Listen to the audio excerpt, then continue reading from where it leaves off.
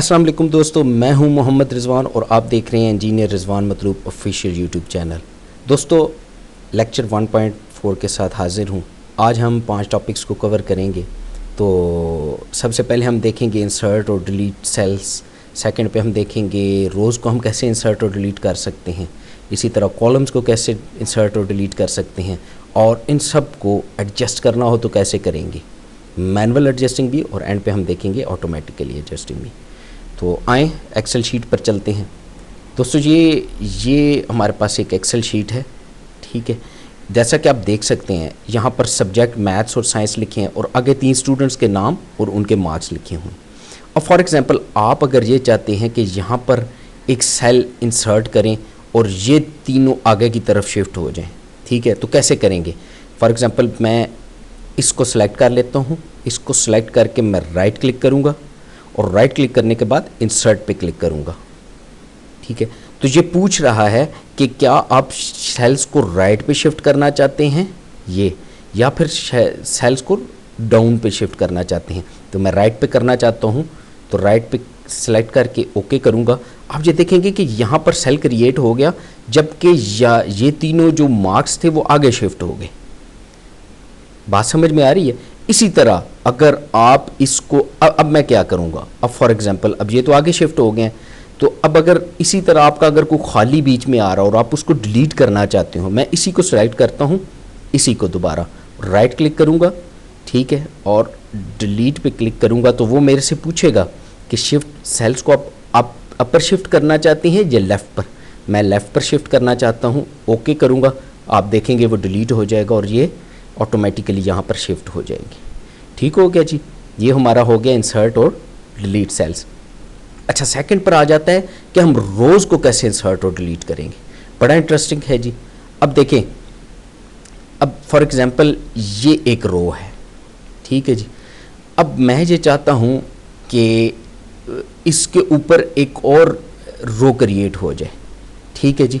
तो या आप ये चाहते हैं कि फॉर एग्जांपल ये नीचे भी सारा ये जगह फील्ड होती, तो आप कहते हैं कि यार मैथ के ऊपर मैंने एक कोई और सब्जेक्ट लिखना है, उसकी पूरी रो क्रिएट हो जाए। तो आप इसको सेलेक्ट करेंगे, राइट क्लिक करेंगे और राइट क्लिक करके इंसर्ट पे क्लिक करेंगे, तो ये देखें आपको रो क्रिएट हुई नज़र आ जाएगी।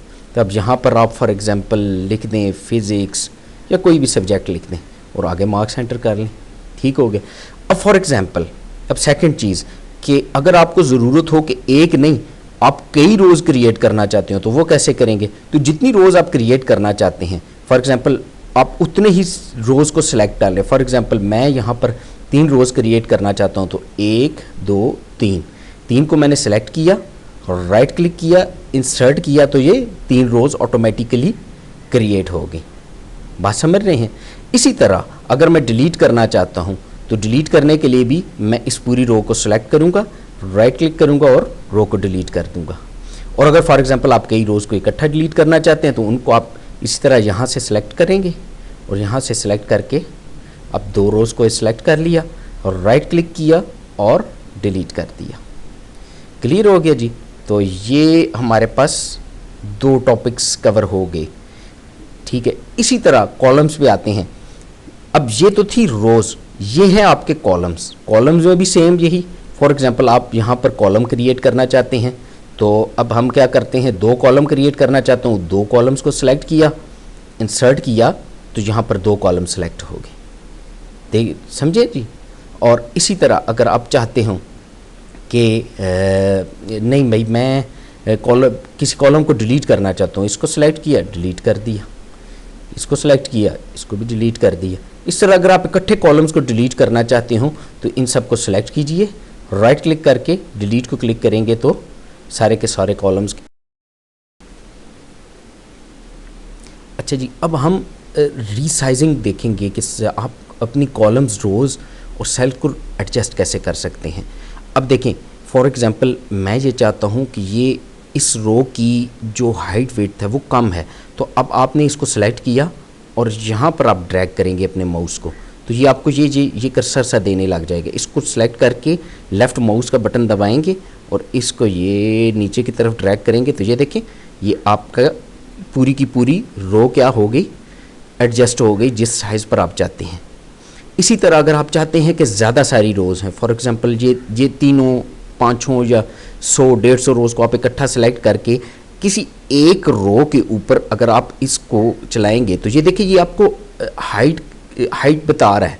जिस साइज़ को आप सेलेक्ट करना चाहते हैं वो साइज़ आपको यहाँ से बता रहा है, ठीक है। तो यहाँ से आप इसको पकड़कर उसका साइज़ एडजस्ट करेंगे तो ये देखिए ये सारी रोज़ का साइज़ एडजस्ट हो।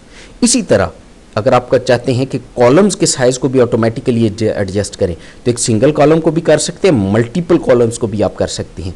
तो मैंने क्या किया, इन सारे कॉलम्स को यहाँ से सिलेक्ट किया। सिलेक्ट करने के बाद एक सिंगल कॉलम के ऊपर यहाँ पर क्लिक किया और ये देखिए ये विड्थ देने लग गया और मैं ये इसको खोलने लगा, ये देखिए जी क्लियर हो गया जी। अब नेक्स्ट आते हैं अपने फाइनल टॉपिक की तरफ कि ऑटोमेटिक एडजस्टमेंट। अब फॉर एग्जांपल आपने डाटा फिल किया, अब आप ये चाहते हैं कि यार ये ऑटोमेटिकली एडजस्ट हो जाए, जितना इसमें मैंने टेक्स्ट लिखा हुआ है उसको, तो उसको आप कैसे करेंगे। एक सिंगल रो को करना चाहते हैं तो आप पकड़ के इसी तरह यहाँ पर माउस के कर्सर को लाएंगे, डबल क्लिक करेंगे तो ये ऑटोमेटिकली उसको उसी साइज़ पर एडजस्ट कर देगा जितना उसमें टेक्स्ट होगा। मल्टीपल रोज़ को करना चाहते हैं, ये मल्टीपल रोज़ को सिलेक्ट किया, किसी एक रो के ऊपर आए, यहाँ पर डबल क्लिक करेंगे तो उसने ऑटोमेटिकली एडजस्ट कर दिया। बिल्कुल इसी तरह से कॉलम्स को आप सिलेक्ट करके आप डबल क्लिक करेंगे तो उसको भी एडजस्ट कर दिया। तो ये क्या है, ये ऑटोमेटिकली उसने एडजस्ट कर दिया। जस्ट सिलेक्शन करनी है, माउस के कर्सर को आपने देखना है कि यहाँ पर आ गया है, डबल क्लिक करेंगे और ऑटोमेटिकली उसको एडजस्ट कर देगा।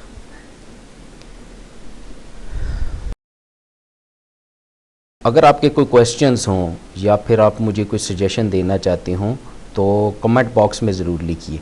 उसके लिखने का तरीका भी मैंने यहाँ पर मेंशन कर दी है। अगर आपने क्वेश्चन लिखना है तो क्वेश्चन कॉलन और आगे अपना क्वेश्चन लिख दीजिए।